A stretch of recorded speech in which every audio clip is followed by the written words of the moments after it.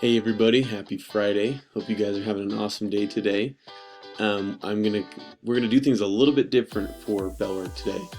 I want to have a little bit more engagement with you guys because I miss seeing you guys every day. So instead of posting the random Bellwork question for question number one, I'm gonna make a video like I'm doing right now. That way I can ask you guys the question and then you can still respond to it. Hopefully it helps you feel a little bit more connected to me as well because I know that's an element of class that I miss. So the random question for today is, if you could meet any celebrity, who would you meet and why? So that could be anybody from the past, from the present, you name it. I'll tell you guys who I would pick. I would pick Jerry Seinfeld.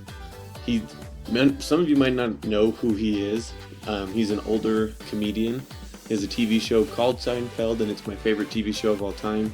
So I would want to meet him because I think it'd be super fun.